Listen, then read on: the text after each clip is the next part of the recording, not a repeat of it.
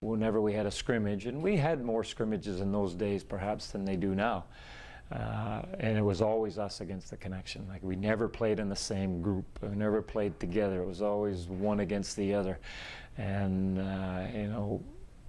I perhaps may not have been the best practice player in the world, but if it came to a scrimmage, then I was going to participate for sure. And to play against them, you knew you had to be on top of your game or they're going to make you look bad. So that's the way we approached it. We wanted to make them look bad. We wanted to beat them. Floyd would play us intentionally against the French Connection in practice and stuff. And so I think that, again, as Danny said, that all added to the team aspect, because it doesn't matter how good one line is. And if you look at our team, we had tremendous rivalries among the lines.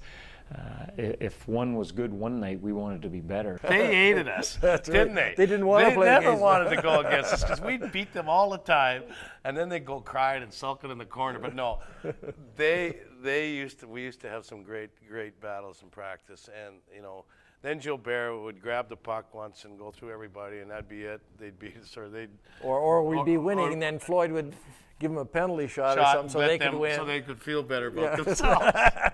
When we played the connection, the game was on, definitely. And every once in a while, I remember Bert would decide to change the tempo of it, and he could pick it up, and then it was tough sledding. But it was a great battle, and they would often put Shoney against us too, and just to make sure that we were going to suffer the consequences.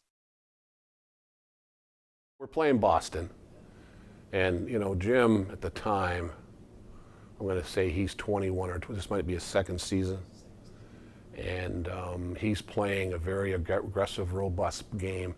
Jim was never a dirty player, was a rough and tough, hard-hitting player, didn't take advantage of players when they were in some distress, wouldn't hit a guy from behind, been known to pat a guy in the back for a good effort and in the corner or something like that. Respected his opponents, but I don't think he had the same feeling for two teams, Boston and Philadelphia.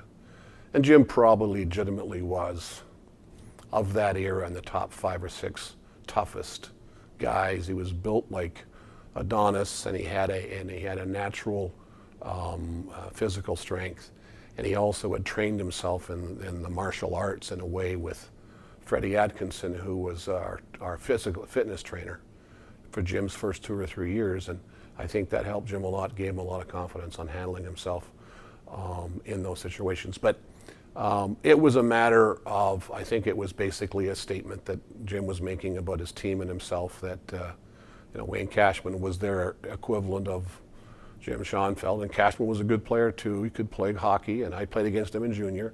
As a matter of fact, in junior, he didn't nearly have the toughness reputation that he had in the pros. But again, the elements of a team come together and a guy finds his role. I just think it was partly a statement about where the Sabres and the Bruins were going to be as long as Jim Schoenfeld was in the lineup.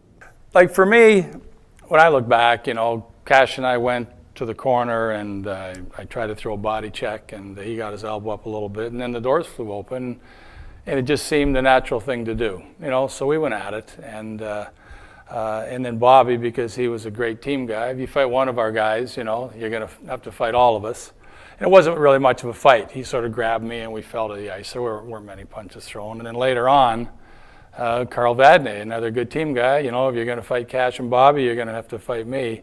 So they were the 3 fights that I was involved in. But the thing I remember most is that as I was fighting Carl Vadnais, the bench is emptied.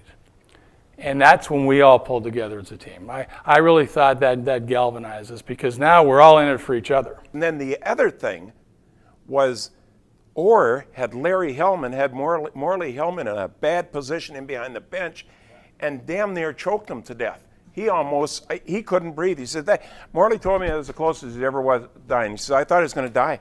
I couldn't breathe, and it was at the end of the shift, and I was tired. That was a secondary brawl.